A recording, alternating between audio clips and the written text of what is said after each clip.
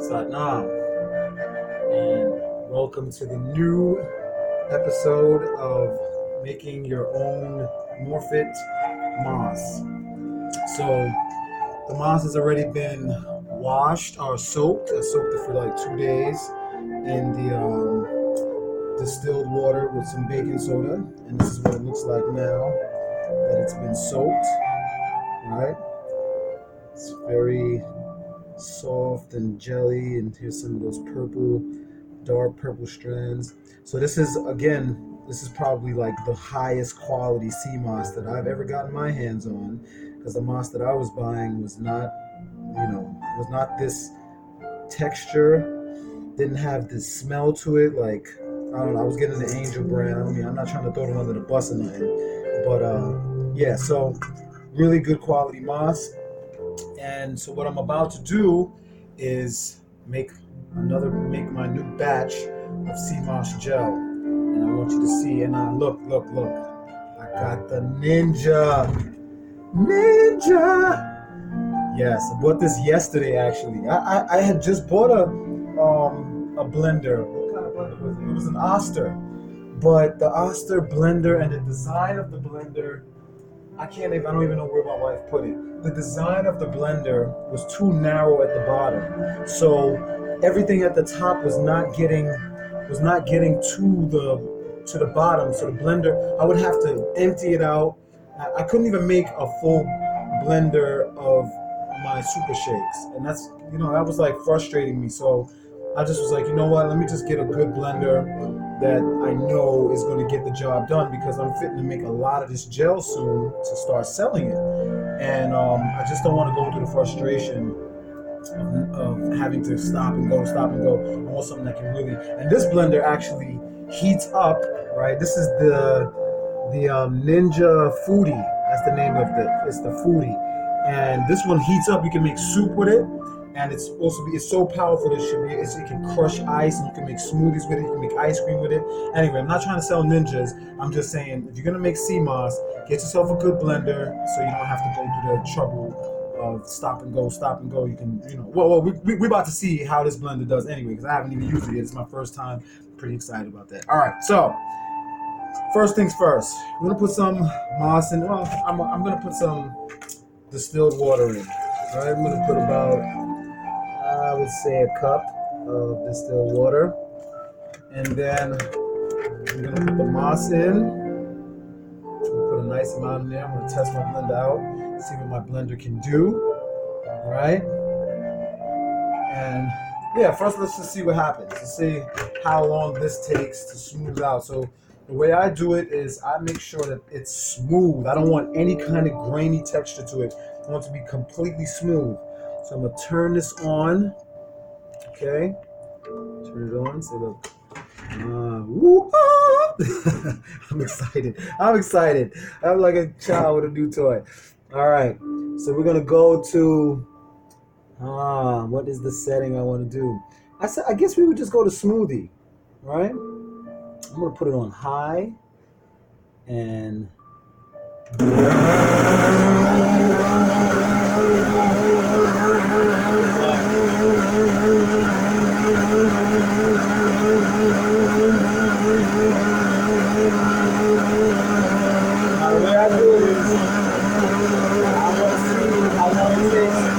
stop hearing that grinding sound or that chopping sound.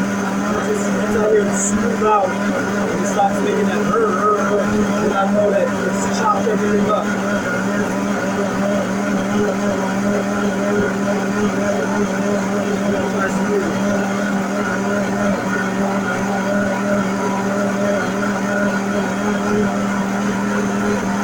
And as you see like the little granules. It's like, it's grainy. I like to blend mine until it's not grainy at all. I want it to be really, really smooth. It looks like it's smoothing out right now.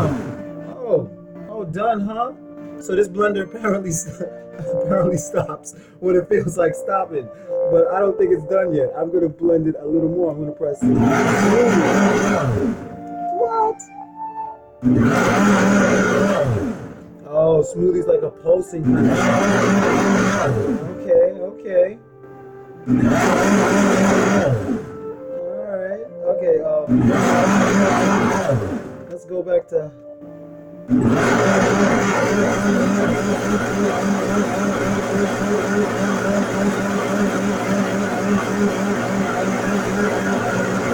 I'm excited. It's gonna, I know it's gonna be.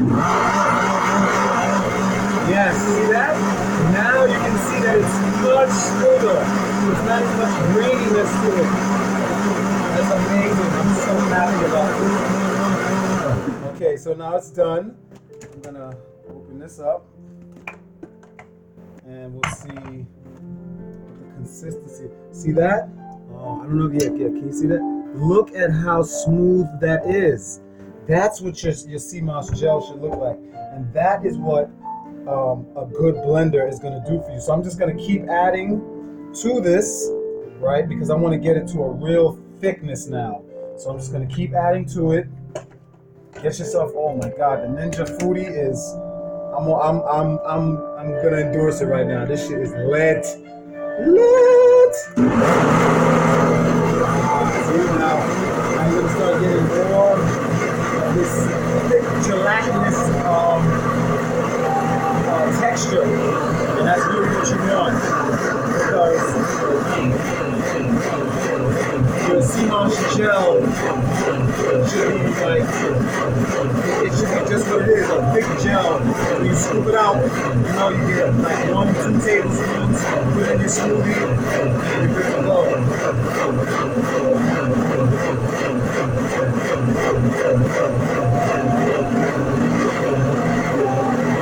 That's working.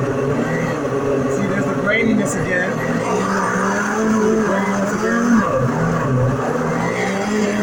Okay.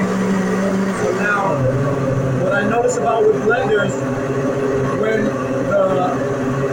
the consistency of whatever you're blending is too thick, the bottom of the blender starts to spin faster than the top. So the stuff at the top is kind of settled, and then the bottom is spinning.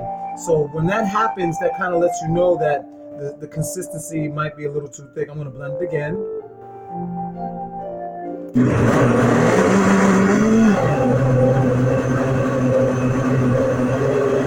And then you should also keep an eye on the inside. If the inside is spinning, or if it's not, if you get that little whirlpool in the middle, and if it's not doing that, then you might have to add some liquid.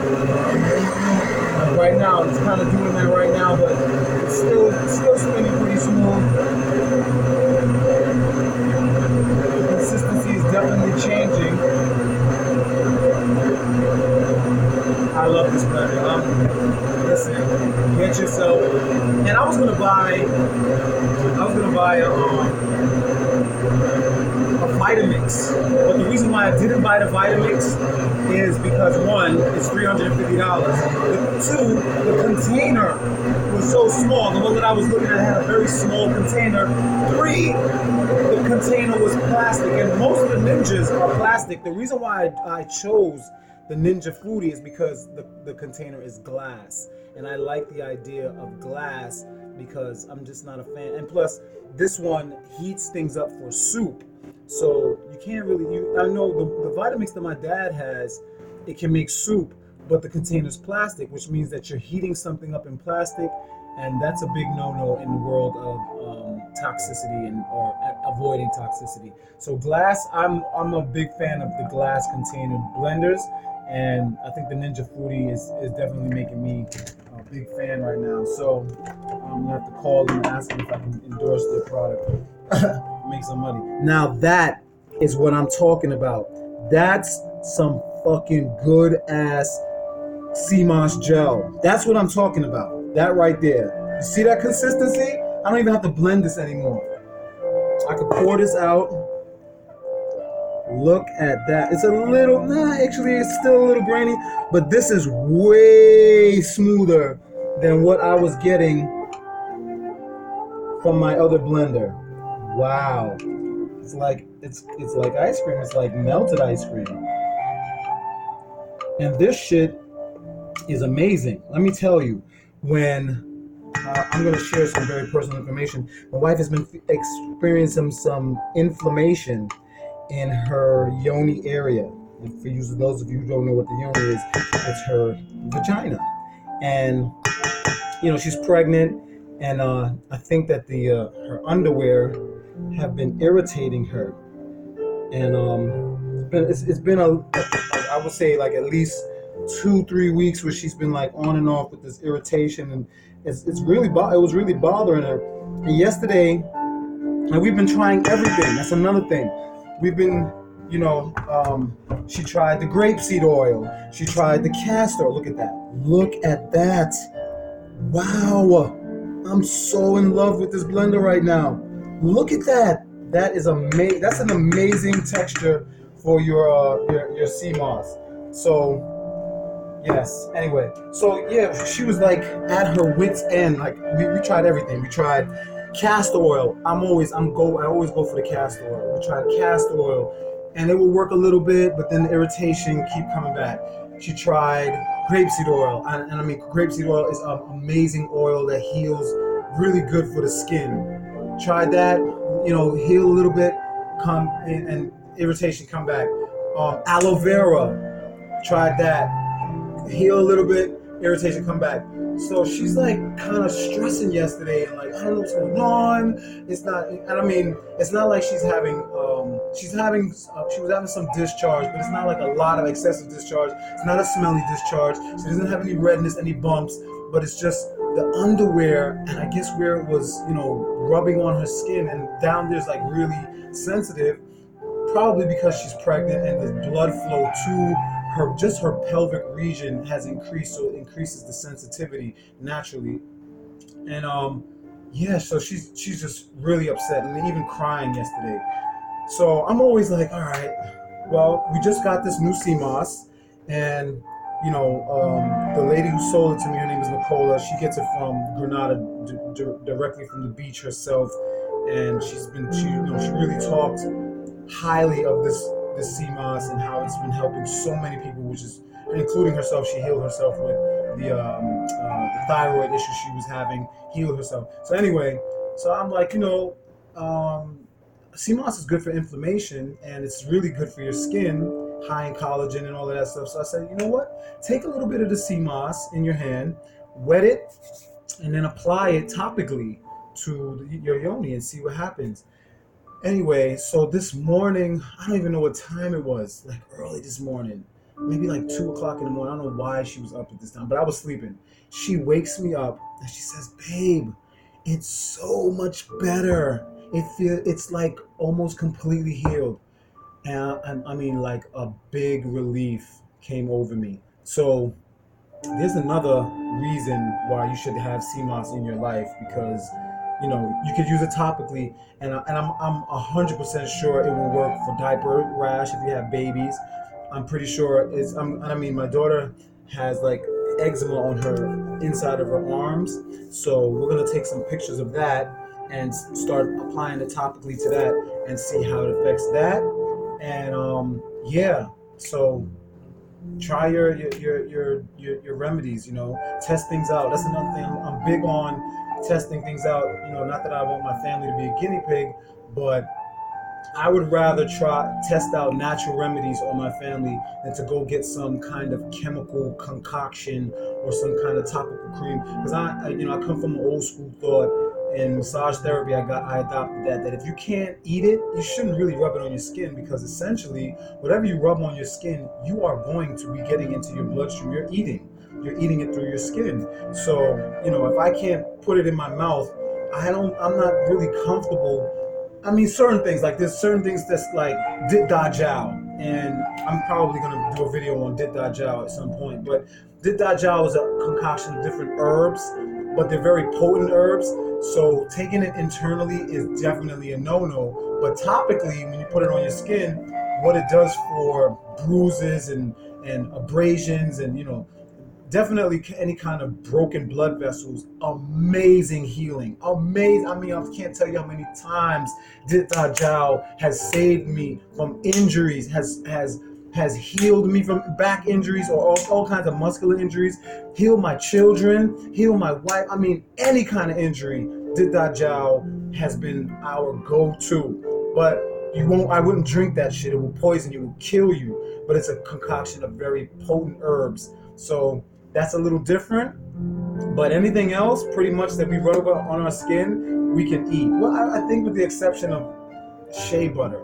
I've never eaten shea butter, and I don't even know that shea butter can be ingested. And yeah, I'm not even crazy about shea butter, to be honest with you. But olive oil, grapeseed oil, castor oil, coconut oil, all of those oils, amazing for your skin. And now to add to that, we know that the Irish moss is an amazing healer of the skin. So yeah, I'm not gonna put you through the whole video of making all of this, but I just want to show you, how much I just yielded. It should be about a jar's worth, and the consistency is so smooth. You could probably add some more water to this and get 2 jars or a jar and a half, because this is probably a really thick, and we're gonna see once I put it in the fridge. But yeah, that's a nice full jar, and I don't know, I didn't use that much. I should have measured how much I used, but I'm just in the experimental stages. So once I really get the consistency down and see exactly